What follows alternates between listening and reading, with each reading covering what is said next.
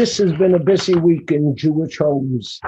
No sooner did we put away our dishes from Pesach that we started baking our special challah for this Shabbos.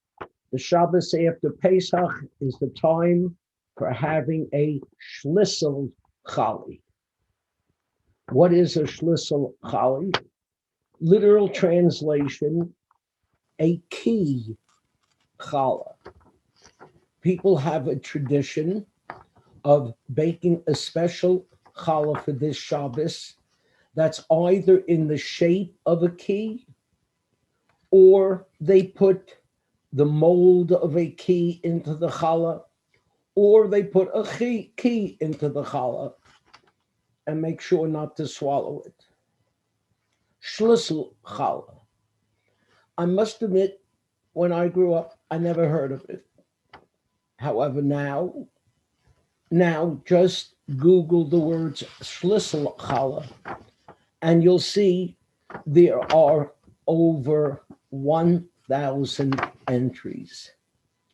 Schlissel challah is big these days, despite the fact that it is not mentioned not only in the Torah and not only Nevi'im and not in the Ketuvim, but it is not in the Mishnah and it's not in the Talmud and it's not mentioned by any of the early commentators.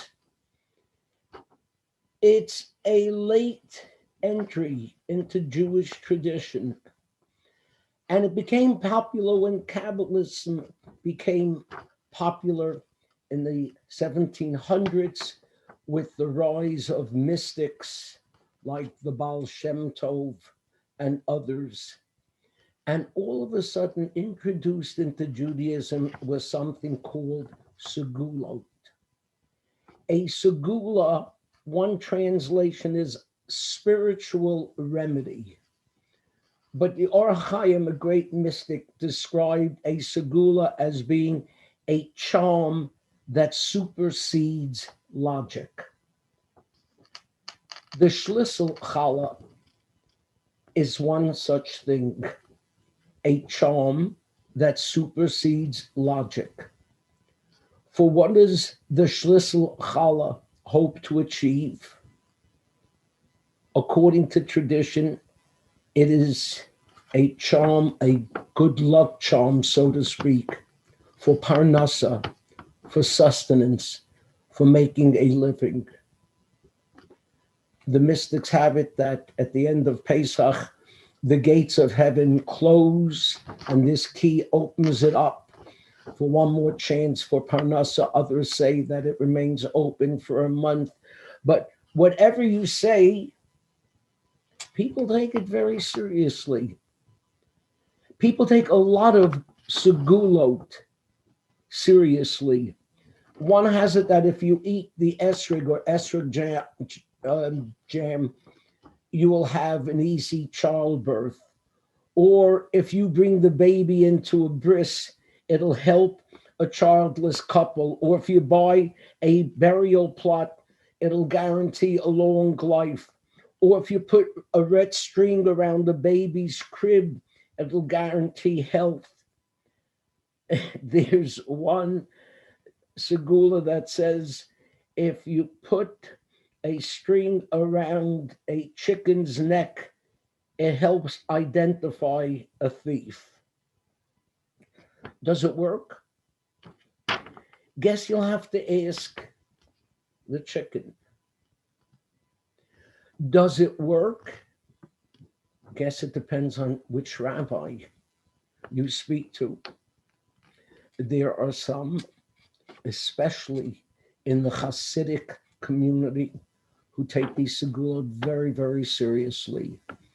There are others who go as far as to say it's a Christian custom and it should not be followed. Or people like Rav Avner in Israel who said it has no meaning, but you can do it nonetheless. Why do people do it? Because they believe that it works. Others no doubt that it does not work. So here's something in Jewish tradition, in traditional Orthodox Jewish tradition, that some say yes to and some say no to, that some see from a completely different perspective. And this isn't the only case of that. There are so many cases. Let me give you an example, the mezuzah. Why do we put a mezuzah on our doorpost? You ask the mystics, and they will tell you because it's a protective from God.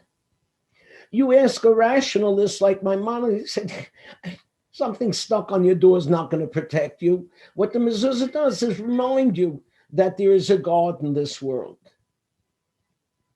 So which is it, the mystical or the rational? I'm from the school of rationalists, but I have to respect those who are from the school of the mystics. And wouldn't it be nice if we took this lesson into the rest of our lives, recognizing there are two ways of looking at things. Whichever way you look at it for this Shabbos, whether you have a Schlissel Challah or a regular Challah, just remember, it beats matzah. Have a good Shabbos.